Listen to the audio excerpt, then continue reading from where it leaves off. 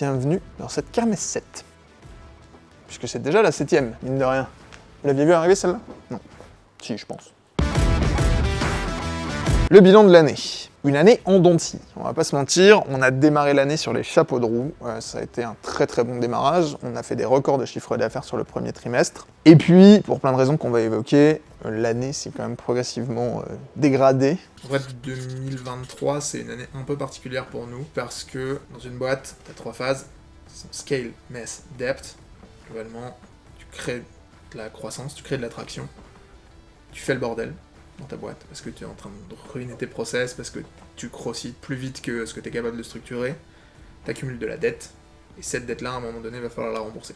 On réalise cette année un chiffre d'affaires de 393 000 €, hors taxe, pour un objectif de 500 000 €. Quoi qu'il en soit, on tombe quand même assez loin de l'objectif, réajusté ou pas, on est quand même assez loin de ce qu'on avait objectivé. 2023, c'est l'année où on a commencé à rembourser cette dette.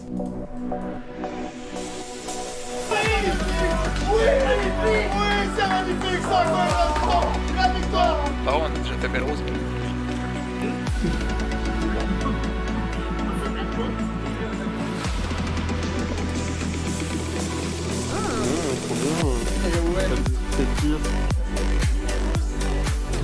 Et vous avez déjà remarqué, les éléphants, ils ont toujours une giga trompe. Oh, moi j'ai une toute petite trompe. Quoi? Coupe, Chloé, coupe. On profite toujours de la fin d'année pour faire le bilan et on en profite pour évaluer les risques. Mais il y a 2 risques majeurs qu'on identifie sur l'année à venir. C'est d'une part nos charges fixes qui ont augmenté et qui vont nous obliger à faire rentrer plus d'activités que ce qu'on a fait rentrer en 2023 pour les couvrir. Donc si on n'y arrive pas, on risque d'avoir un problème parce que notre trésorerie ne couvrira pas nos dépenses. Hop, j'interromps cette vidéo 2 petites secondes pour nous présenter à ceux qui ne nous connaîtraient pas. On est Lugus, une agence d'experts Shopify, et notre rôle, c'est d'accompagner les e-commerçants à exploser leur performance commerciale. Aujourd'hui, avec cette vidéo, vous allez découvrir toute notre équipe ou presque, mais surtout, vous allez pouvoir découvrir les coulisses de notre agence. Et le deuxième, c'est qu'on a parmi nos clients 2 potentiels départs. L'un parce que la boîte a des difficultés et donc on s'attend à ce qu'ils nous quittent sur l'année à venir. Et la deuxième, pour une toute autre raison, c'est que eux ils atteignent une taille critique au-delà de laquelle on sait qu'on sera plus en mesure de les accompagner. C'est probablement le truc qui m'inquiète le plus en ce moment. Je t'en ai touché déjà un mot, mais je pense que c'est important qu'on en parle tous ensemble.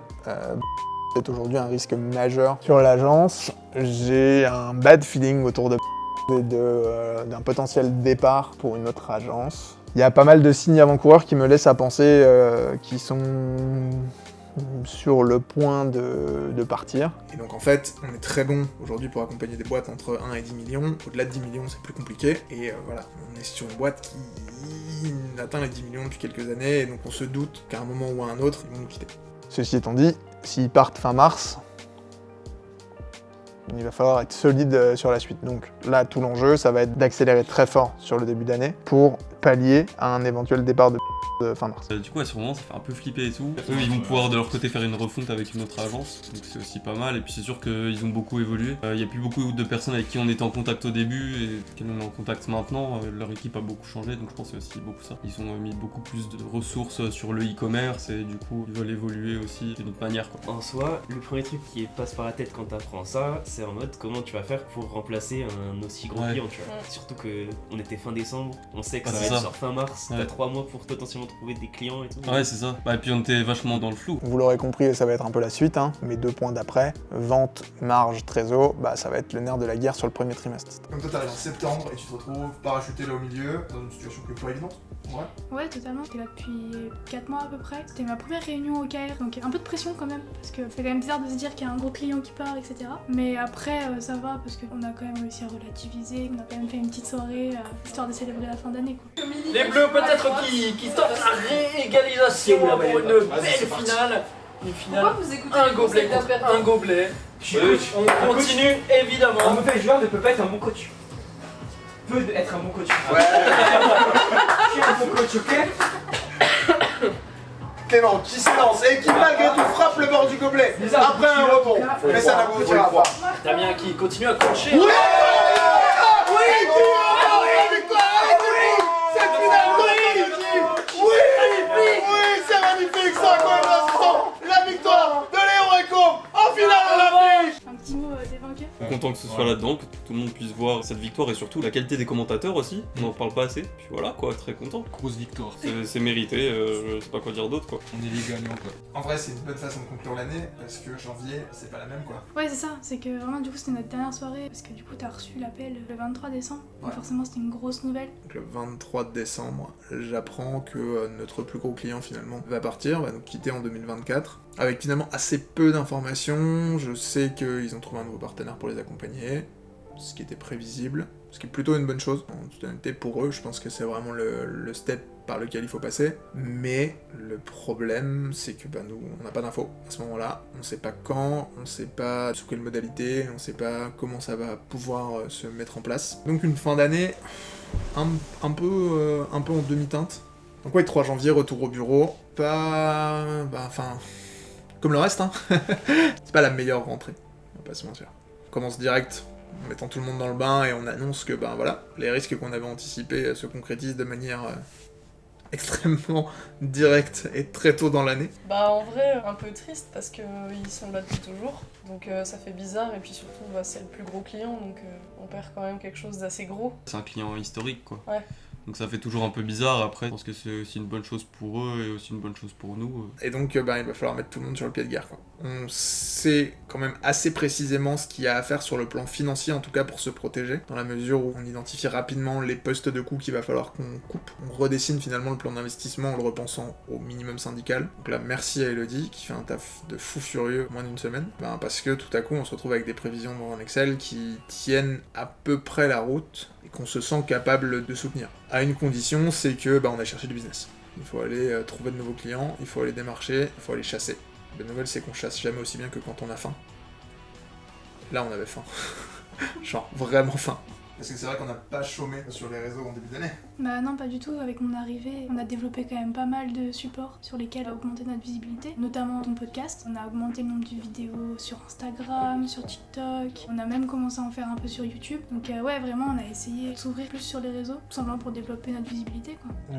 Puisque là, j'ai fait une petite pause, évidemment, pendant les fêtes. Enfin, évidemment, ce n'est pas obligatoire, mais j'ai fait une petite pause pendant les fêtes. On est dimanche et je suis au bureau pour tourner un nouvel épisode de Progression.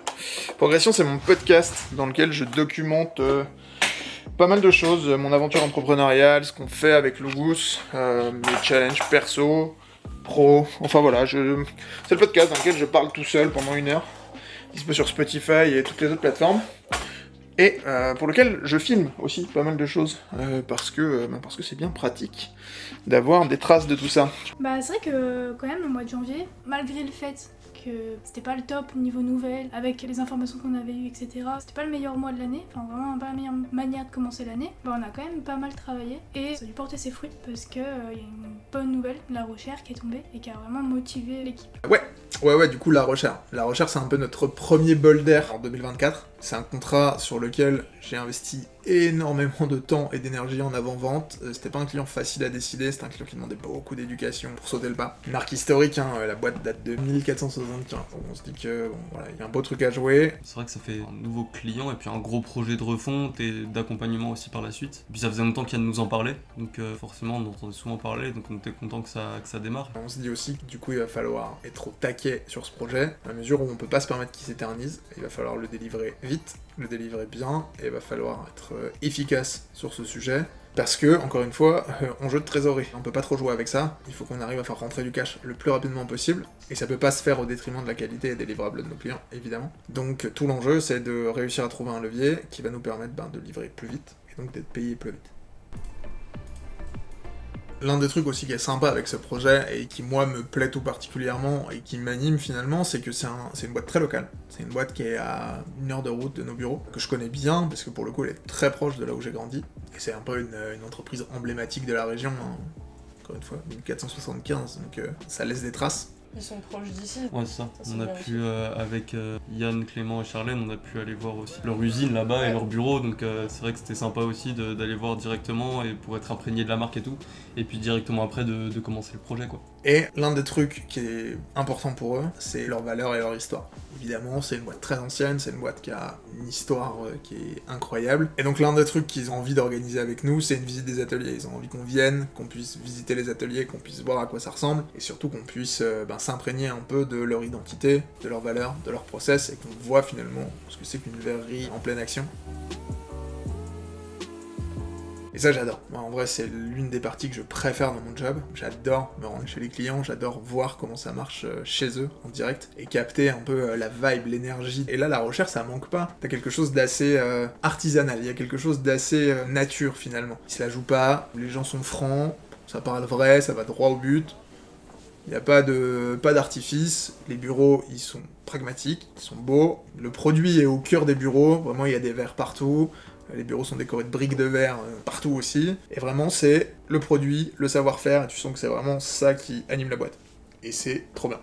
En vrai, c'est une super belle marque. Tu vois, quand on va là-bas, même dans leur salle de réunion et tout, il y a du verre partout, tu vois, il y a des... Enfin, c'est trop beau, ils nous ont montré aussi ce qu'ils ont fait. Ils ont refait complètement la station de métro à Châtelet, avec des carreaux de verre un peu partout. Ouais. Bah, il y a plein de choses qu'ils ont fait, ils nous ont montré, enfin, quand on est allé là-bas, la réunion, elle a commencé par eux qui nous expliquaient ce qu'était la marque, en nous montrant des photos, ce qui avait été fait, parce qu'il y a deux parties. Il y a l'art de la table, nous, c'est sur ça qu'on bosse. Il y a aussi la partie architecture du verre, qui est une partie beaucoup plus grosse, avec des choses qui ressemblent vraiment plus à des sortes d'œuvres artistiques, quoi, tu vois. On a eu la chance de visiter la verrerie en activité. On a vu du feu, des flammes, du verre en fusion.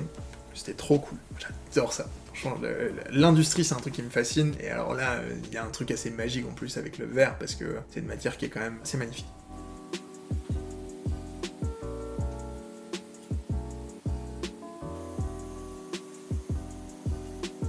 Et puis ils nous ont expliqué vraiment depuis le début, le départ de l'usine jusqu'à la fin, ils nous ont tout expliqué, c'était trop bien. Alors, au début tu vois la matière première qui est une sorte de mélange de plein de matières qui permet de faire du verre, tu vois, il y a du sable, il y a du verre recyclé, des trucs comme ça, et puis à la fin juste tu vois les cartons où ils mettent les verres dedans, donc c'est trop bien quoi. Gros kiff la recherche, c'est un projet qui est vraiment cool, et en vrai qui va driver notre premier trimestre, tant sur la production que sur les chiffres, donc plutôt très cool comme expérience.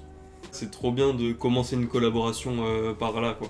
Le fait de vraiment comprendre comment sont faits les produits, vraiment comprendre la marque, avant même de travailler sur le site, quoi. C'est une marque historique, c'est important quand même. Ah, ça te permet de tout comprendre, de comprendre l'histoire, etc.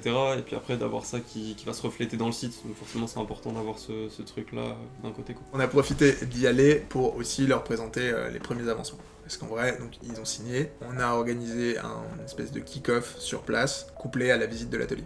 À l'occasion de ce kick-off, on est venu avec des premières maquettes pour leur présenter, faire en sorte qu'ils puissent déjà se projeter un petit peu sur le site web. C'est super intéressant aussi de contribuer à renouveler l'image de cette marque sur internet et de refaire complètement leur site. Et voir un peu quels étaient leurs ressentis. En fait, l'idée aussi pour nous à ce moment-là, c'est de pouvoir jauger assez vite à quel point on est aligné ou pas avec leurs attentes. Notamment, en fait, il y a une partie qui leur tient à cœur, qui est pas franchement la partie centrale du site, mais ça répond à une problématique très forte chez eux, c'est que, en gros, ils ont deux grandes verticales en interne, l'art de la table, la verrerie, enfin les verres, voilà, tout ce qui va concerner la décoration d'intérieur, etc. Et l'architecture du verre, les briques de verre et tout ce qu'ils font à destination des architectes. Donc, du B2C d'un côté, du B2B de l'autre, deux mondes qui se parlent pas et qui aujourd'hui sont mélangés sur le site web, ça communique pas bien, pas propre, c'est vraiment l'une des douleurs en fait qu'ils cherchent à résoudre avec ce projet. Et donc la solution qu'ils ont trouvée, qui est plutôt une bonne solution, c'est d'avoir une entrée dans laquelle on segmente finalement les visiteurs qui arrivent sur le site en fonction de leur centre d'intérêt, soit l'art de la table, soit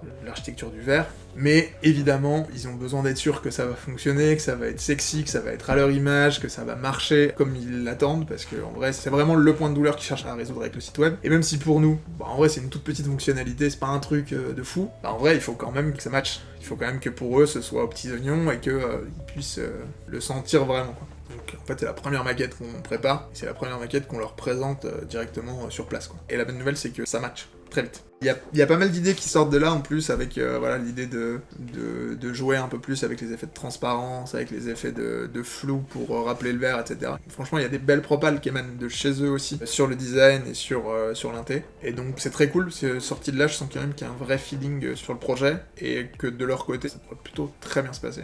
Ok, bon bah là-dessus, donc du coup plutôt clean. Côté timing, donc la livraison de la homepage est prévue pour quand ? Parce que du coup on a pu démarrer la date convenue. Ouais, donc là je pense qu'on pourrait leur envoyer une première version la semaine pro, ça permettra d'avoir leur avis et... Ouais. Comment ça va? On est bien des fins. Oh, c'est trop En tard. plus, ça a l'air de goût.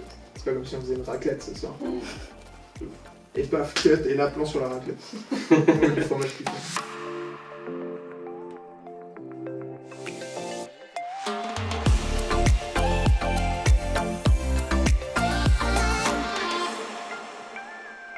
Parce que du coup, ouais, toi t'étais pas là le 31 pour les Winter Edition. Non, j'étais même pas là. Après, ça se voit un peu au cadrage de la vidéo. Shopify Winter Edition, c'est toutes les nouveautés que Shopify va sortir prochainement, donc dans l'année à venir ou dans les années à venir. Et c'est vraiment cette annonce officielle qu'ils font sur leur plateforme. Général, un avis à chaud. Cette Ouais, c'est Shopify cool. Edition 2024. C'est cool. Les Notre, blocs dans les blocs, c'est cool. Les blocs dans les blocs, ça va être stylé en vrai. Oui. Ça va être stylé. Damien, un avis qui n'est pas les blocs dans les blocs, c'est cool.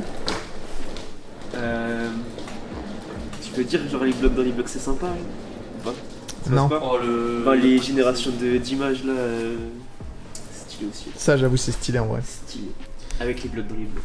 Avec les blocs dans les blocs. Non, mais ça, j'avoue que ça a l'air vraiment stylé. Léon, un avis à chaud sur ces Shopify Edition. Les blocs dans les blocs, franchement, ça m'a fait. Tant pis là, pour l'instant, il est flou, putain, c'est catastrophique. Putain, le cadreur en mousse, quoi. Bah ouais, plein de petites nouveautés sympathiques. Les blocs dans les blocs. Ouais, les blocs dans les blocs, Voilà. c'est cool. Non, mais on a hâte que ce soit implémenté, que ce soit live sur Shopify, et puis on pourra faire pas mal de tests parce qu'il y a pas mal de choses qui peuvent changer quand même beaucoup de choses dans notre boulot de tous les jours, quoi, dans ce qu'on fait sur les boutiques, notamment les blocs dans les blocs. Du coup, voilà, on a hâte de pouvoir tester ça, quoi. Parce que ça, c'est quand même une dinguerie, les produits listing, on peut en parler ou... Bah, les produits groupés, là. C'est genre t'as des produits de base qui sont séparés et là tu les groupes Ouais. pour en faire une seule. Et j'ai bien l'impression que ça remonte dans une seule fiche produit. Ouais, par contre, comment ce ça qui se est passe incroyable. niveau description, niveau tous les trucs comme ça, quoi. Bah, est-ce que j'ai une tête à le savoir? Si. Non. Si. Regarde, Ah, non, regarde, oui. regarde, hop, on voit ma tête là. Est-ce que j'ai une tête à ça? Non. Moi, du coup, la recherche me concernait pas en soi parce que j'ai jamais travaillé dessus. Mais du coup, je voyais l'équipe travailler sur la recherche, que ça leur occupait quand même pas mal de temps et que du coup, bah, c'était vraiment un peu dans le rush de finir ce projet parce que le rendu était bientôt. Ils ont pensé quoi du coup, la recherche de la maquette? Bah du coup en vrai ils ont plutôt kiffé, genre c'est cool, on a fait un truc vraiment propre, ils ont fait quelques retours, surtout sur les images à utiliser etc, donc pour l'instant c'était des images un peu d'illustration, donc voilà on a pu changer ça, et il y avait aussi au niveau de l'affichage du logo, du coup on était parti sur un truc un peu plus, voilà, plus avec une barre, c'est ce qu'ils voulaient. Bah, on avait commencé comme ça vraiment avec le logo au-dessus, on avait fait une autre propale comme ça pour garder quand même l'immersion mais avoir quand même le logo sur fond blanc. Au niveau, comme un sticker au milieu. Ouais. Finalement, moi, ils préféraient vraiment une barre comme ça, une sorte de header. Donc voilà, et puis là, on a quasiment terminé de le développer. Donc voilà ce que ça donne un peu en version finale, on va dire. Voilà, on a pu intégrer ce bandeau, et puis on a un peu changé les images. Puis on a fait ce petit effet de survol. Donc voilà, en vrai, c'est plutôt canon. Du coup, tu travailles sur quoi toi? Moi là je suis sur la recherche, j'avance sur le lot 2, donc tout ce qui va être page édito, enfin les pages on va dire annexes, tu vois. Genre tout ce qui touche pas à l'e-commerce, genre foire aux questions, pages légales, enfin voilà, toutes ces pages là. Du coup moi je m'occupe de ça, je reprends les contenus du coup qu'il y a sur le site actuel et du coup je les réintègre sur le nouveau site. On va envoyer tout le lot e-commerce et puis cette double entrée ce soir. On verra ce qu'ils en pensent. Bah, Mais c'est sûr qu'on a un peu la pression sur la double entrée parce que c'est un gros module. On y porte une vraie importance, quoi. Et du coup, ça va rendre aussi pour ce soir? Ouais. Ok. En gros, on va essayer de tout finir dans la journée là pour pouvoir tout livrer ce soir du coup. Ouais, que ce soit fonctionnel. Ouais, c'est ça. Et du coup, d'avoir limite le site complet déjà ce soir. Et comme ça, ils pourront nous faire les retours sur tout ça, savoir ce qu'ils en pensent, etc. Du coup, la livraison de la maquette, c'est bien passé, pas trop dans le rush. Non, en vrai, pixel. Pour le coup, on était vraiment bien. Le projet était timé. Nous, de notre côté, côté front et tout, aucune galère, ouais, tout s'est bien passé. Dans notre élan, moi je vends depuis 2 mois et que on commence à remplir la prod derrière et que il faut pas... Faut pas prendre de retard. Bah non, je vends comme un acharné, c'est ça. Je vends comme un acharné depuis 2 mois. Et donc il faut aussi que la prod derrière puisse assurer les nouveaux projets qui arrivent parce que derrière on a chargé la mule en fait. Voilà. Mais ouais, on a eu une grosse période de projet. Après, quand on est à 4, en général, même s'ils vendent beaucoup, on arrive à se départager le travail et tout, et au final, ça avance bien. Ouais, ça. Après, c'est plus sur des moments, genre quand on était que les deux à un moment là. Ouais. À ce moment-là, c'était compliqué. On sait que ce sera pas suffisant. C'est un projet qui, honnêtement, nous permet de rester dans la course, mais il faut pas se reposer sur nos lauriers, il y a encore plein de choses à faire. Il y a des projets qui arrivent sur Mars et qu'il va falloir livrer en balle. Non, mais qu'il va falloir livrer avec intensité, en vrai c'est ça surtout. C'est que là vraiment, on doit faire preuve d'une véritable intensité, tant sur la partie vente que sur la partie production. C'est hyper stimulant, en vrai, parce que du coup ça oblige à être hyper aiguisé, à avoir l'œil partout et être hyper sharp. Bon, c'est toujours intéressant de faire des sites qui vendent des choses différentes, parce que forcément ça se reflète dans le design du site, dans l'expérience utilisateur et tout. Ça nous apprend des choses aussi. Ça permet de découvrir de nouvelles choses, quoi. Ça oblige à être encore plus efficient pour tout le monde. Il y a du stress aussi, mais ça fait partie du jeu. Et en vrai, ouais, il y a pas mal de nouveaux challenges qui se présentent, mais on va le faire. Et en vrai, même la recherche livrée, c'est pas vraiment détendu, quoi. Non, c'est ça, c'est que directement après la recherche, il y a eu une refonte pour Le Monde Sauvage qui a occupé la prod toute la fin du trimestre. Damien ? Ouais. Tu travailles sur Le Monde Sauvage en ce moment ? Ouais, c'est ça. On s'occupe de la refonte du coup du site actuellement. Et bon là, ça fait à peu près une semaine, je pense, que je travaille dessus là. Ok. Donc ça avance bien, c'est cool. Parce que du coup, vous avez déjà travaillé avec eux avant ou pas ? Ouais, on travaille déjà avec eux et du coup là, il y a juste un projet de refonte qui a été mis en place. C'est la continuité, on va dire, de ce qui se passe avant. Notre deadline à nous, on va dire, pour essayer de faire une première version, du coup c'est mi-mars. Et sinon, il me semble, si je me trompe pas, que c'est en avril la mise en ligne du site.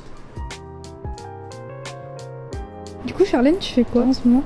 Bah, du coup, là, je vais tester les devs que Damien a fait sur Le Monde Sauvage. Ça sert à quoi de le tester ? De faire des tests, nous, ça nous sert de voir au maximum les erreurs qu'on a pu faire pendant le développement en interne avant d'envoyer chez le client. Comme ça, par moins on a d'erreurs, plus le client il est content. Là, par exemple, Damien, il a eu des tâches à réaliser. Moi, du coup, j'ai la liste, j'ai les instructions, en gros, ce qui devait être fait. Et du coup, moi, j'essaye de me mettre à la place du client et de l'utilisateur pour voir s'il y a des choses qui vont pas sur le site, des choses qui marchent pas. Et c'est encore loin d'être terminé. Parce que si le trimestre touche à sa fin, l'équipe de production est toujours à donf, et à titre personnel, un défi encore plus grand m'attend dans les mois qui viennent. J'espère que cette vidéo vous aura plu. Si c'est le cas, pensez à vous abonner et à laisser un commentaire. Moi je vous dis à bientôt pour une prochaine, et ciao!